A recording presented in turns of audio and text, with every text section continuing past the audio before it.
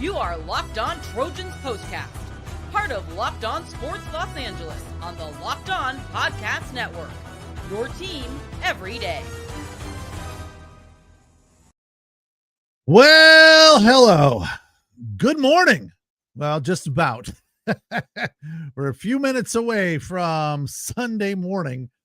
It is the Locked On USC Trojans Postcast on the Locked On USC YouTube channel. I am Pete Fox, covering sports in LA, including the Trojans, very closely for a long time.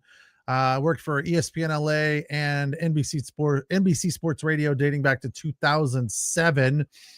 Another comfortable, confident, dominant offensive explosion from the USC Trojans in this win, 45-31, a few minutes from being official, actually a few seconds at this point.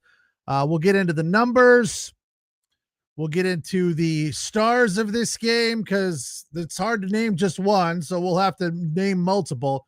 But I would like to start by saying this. There was one person, I believe it was a week or two ago, that said the Trojans will lose 4 of their next 6. I would like that person to apologize and eat a little crow, because they're now 4-0 and ranked for the first time in a long time. They've been ranked 25 all week. I'm assuming that they will go up now, and things are feeling pretty good about next week. After the way the Illini got demolished by Indiana today. So obviously they're going to come out with a chip on their shoulder, trying to prove something, that they're not that team that got completely shellacked by Indiana today. But yeah, the Trojans are in a good spot right now, 4-0, and all things are pointing upwards, except penalties. But again, we'll get into the details in a little bit. Want to tell you that tonight's episode of the Locked On USC Trojans Postcast is brought to you by Mazda. Like our players, we sweat every detail, or they do. I don't work for Mazda, because when you make every move count, pulling off the unexpected is only the beginning. Stay tuned later for highlights in this week's Moving the Game Forward, Move and Be Moved. Well, JAYDEN MAIAVA has impressed me week after week, and he continues to come out and perform, and is a 100% different quarterback than he was last year. And at the end of the game, they mentioned a comment from Lincoln Riley saying that MAIAVA is no longer playing the plays, he's playing the game. And that's what it looks like. I mean, it's a different guy. One of the things I commented to my friend, Ryan Abraham, who runs USCfootball.com, was it feels like he makes the big plays but misses the easy plays. Not anymore. I feel like he is just a completely more confident quarterback and just in control of this offense. It's almost like the game is slowing down for him, and he makes the plays that need to be made. And that's what's huge about having a quarterback like that has the confidence to run this offense the efficient way that he did tonight. That's what was fantastic. By the way, 8:00 start. Come on, really? I feel bad. I mean, I feel bad for us, but I feel bad for the Michigan State fans. That game started after 11 p.m. their time. Really? I know I was whining about it yesterday on the Dodgers postcast, but it's kind of ridiculous, right? Because yeah, that was just brutal. But I mean, it's probably fun and cool to be there. But from a fan's perspective, I know it makes me sound old, but I'm just like, wow, this is a late one. But anyway, back to MAIAVA, 20 of 26, 234, averaging 9 yards per, 3 touchdowns in the air and 1 on the ground. That play action he pulled, or RPO, was fantastic. I mean, just untouched into the end zone. The Trojans are not only throwing the ball extremely efficiently, they're running the ball great. I mean, this is what you would call a balanced attack at its finest. They're running the ball about 50% of the time, if not a little bit more, averaging over 600 yards per game coming in. Tonight, they were just shy of that. I believe it was 517 total yards the last time I saw. Yeah, 517 versus 333. They had one turnover, did not create any tonight. Coming off of 3 turnovers, that's a little surprising. But the first down's good, 27 versus 19. Here's the one thing that we all are going to say, this has to get better. I'm sure they're aware. I'm sure Lincoln Riley and the entire coaching staff, DeAnt and Lynn among them, will be saying we have got to clean up the penalty department. 9 penalties for 67 yards. That is just bad. It's got to be better. And if they keep that up, that's going to come back and bite them in the backside real quick. Third down, 8 of 11. Fourth down, 1 of 2. The one they missed, I know this happened in the Chargers game, and frequently when you cover 2 football teams, similar things happen. Chargers ran a play Monday night in their game against the Raiders on 4th down that we all kind of said, what was that? And I kind of felt the same way about this play for the Trojans. It wasn't a very dynamic play, and it was weird that they went for it at that. I mean, it was like midfield, basically. It just seemed weird. It seemed unnecessary. Like, why run that play and why go for it on 4th down there when you're comfortably in front? So anyway, small things. All in all, a fantastic performance. Unless you ask sick 84, life 789. We should have beat them tonight by 4 or 5 touchdowns. The offense looks really good. Defense will clean up the penalties, and the miscues of the secondary fight on. Okay. I thought that was starting out as a insult or a problem, an issue. Yeah, look, that turnover really was costly. It happened at a horrible position in the field, and Michigan State went down and scored to make it a 1-score game at that point. But here's what's awesome. The Trojans got the ball right back and drove right down and scored. And that is how you deal with turnovers. If you can't keep them out of the end zone or off the scoreboard, you answer right back. And that's exactly what the Trojans did. So it got started early, and it was fantastic to see the way they started the game. That first drive, burning up all sorts of time on the clock. 6+ minutes on that first drive. But it ended in a field goal. I'm sorry, just shy of 6 minutes, 5:57. They got down into the red zone and came away with a field goal. So that was kind of like, oh no. And then Michigan State drove right down and scored. Childs had a very good game. 12 of 21, 3 touchdowns, and their running back, decent, not great, 61 yards. It was that receiver Kelly for them who had a big game, 133 yards, just outdoing MAKAI Lemon, who had 127 yards. Just an electric performance from MAKAI Leonard. This is the Locked On Player of the Game. MAKAI Lemon. It's late. I think I dozed off a couple of times in the middle of this game.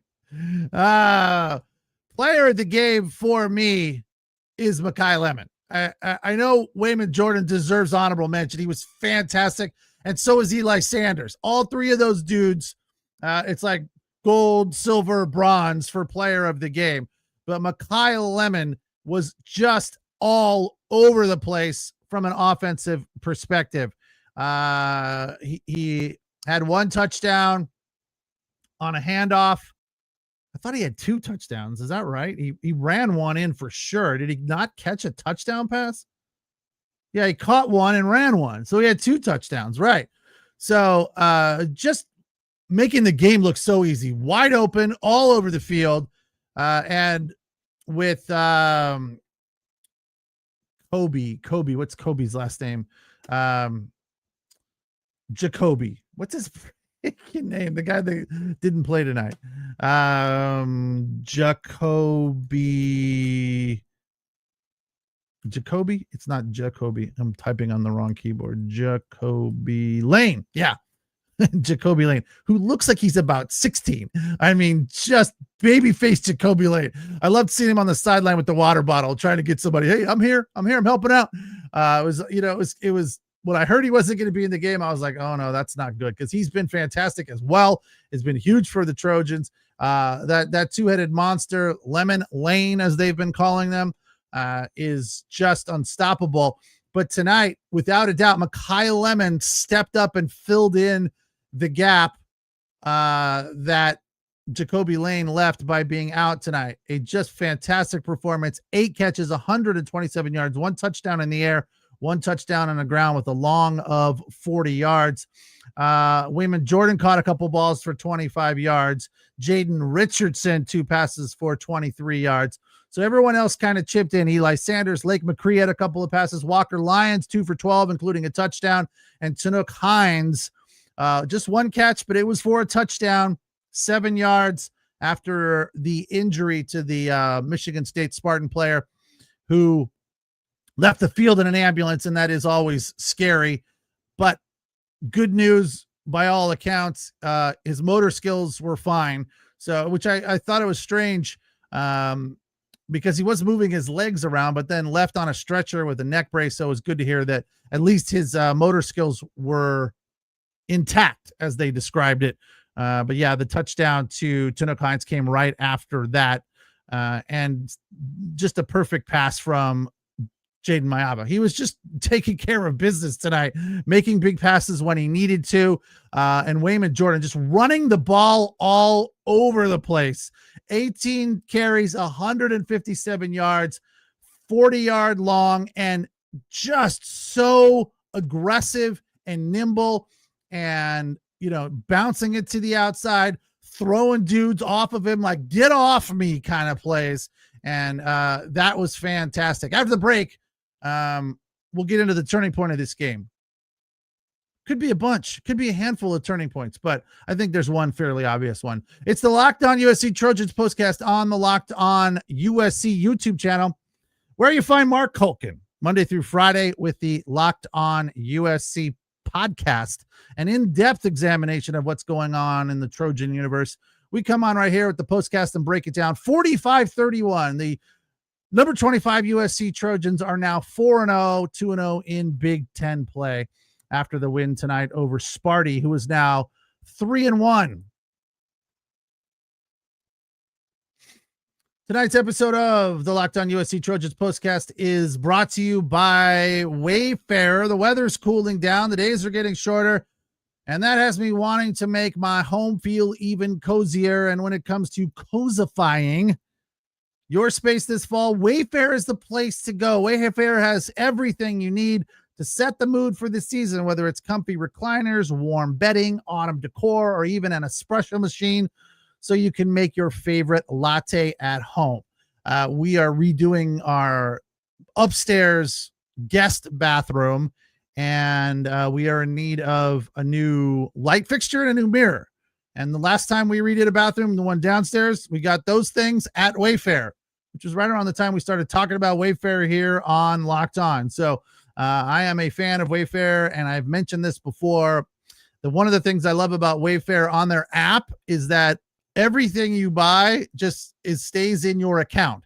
So if you liked a rug or a lamp and you want to buy it again for another room, you just go in there, it's right there, click on it, boom, you're done. You don't have to go searching around for it. So get the Wayfair app, or just go to wayfair.com, and you can cozify your space with Wayfair's curated collection of easy, affordable fall updates, from comfy recliners to cozy bedding and autumn decor. You'll find it all on wayfair.com. That's WAYFAIR.com.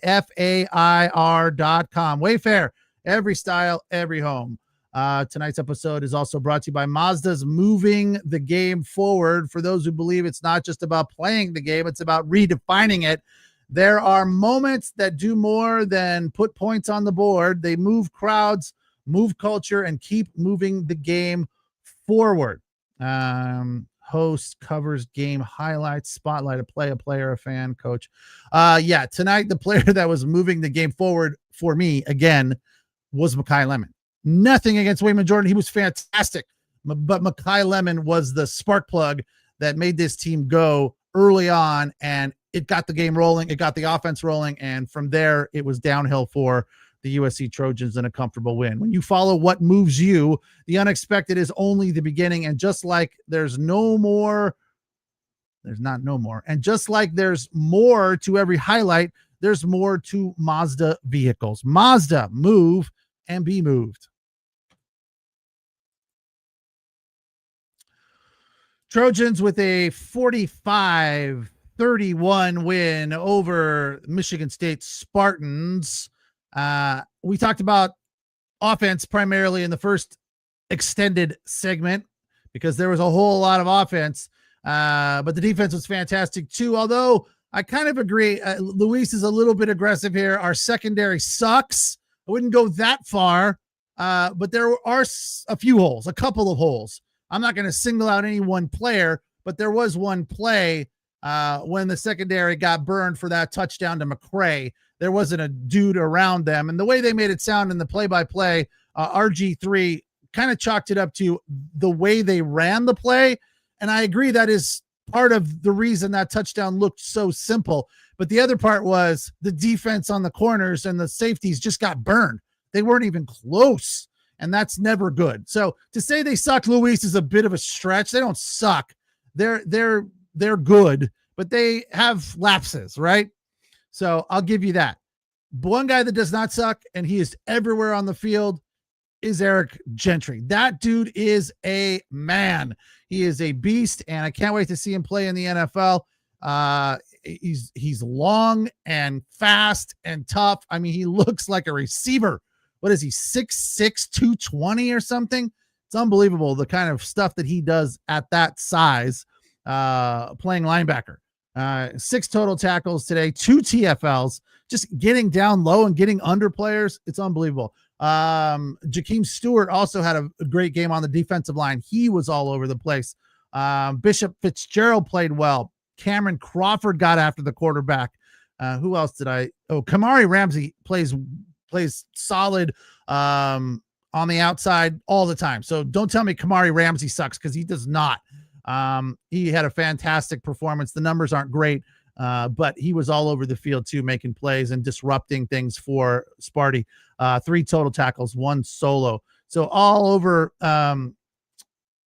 the defense, you could find solid plays, solid players. So yeah, it's going to get tougher against the Illini, but I'm not going to say they suck. Sick 84, Live 789. Waymond Jordan is electric. Absolutely. Just so he's got that short sort of stature, but he's so strong. I love it when he pushes dudes out of the way. I love it when he gets into a break and then backs out and heads left, tries to turn the corner, put that foot in the ground. And he's just exciting. I mean, there's so many thrilling players on this team. You really watch them and say, you know, anything's possible. And as we talked about last week, they talked about tonight a lot. This USC team is playing with a Big Ten mentality now, something they didn't have last year. Are they the Michigan Wolverines? No. Are they Ohio State? No, but they're getting there. They're 100% better than they were last year with regard to their physicality and their approach, right? They are able to hang with these Big Ten teams now. They are a Big Ten team. So the fact is that they have a new approach and a new mentality, and the physicality. Look, some of the players have changed, but they've also just changed their approach, and it needed to be changed. And I'm glad to see that they have done it. And you put that defensive mentality with what the offensive line is doing to give JAYDEN MAIAVA time to find these receivers who seem to be open whenever he needs them to be open. It's really exciting. I mean, the sky is the limit. Are they a national contender for a national champion? I don't think so, but I think they're a force to be reckoned with. I think they're a team that is starting to open eyes. The fact that they're ranked, the fact that they're number 1 with yardage in all of FBS, I'm assuming that will continue because they were just under their average, 517, when they've been averaging 600 in their first 3 games. Is going to keep them right there, and it keeps people paying attention to them. Sure, you could say that they, haven't played any massive competition yet. Sparty was 3-0. So the fact is that, look, they're getting the job done and they're making it look easy.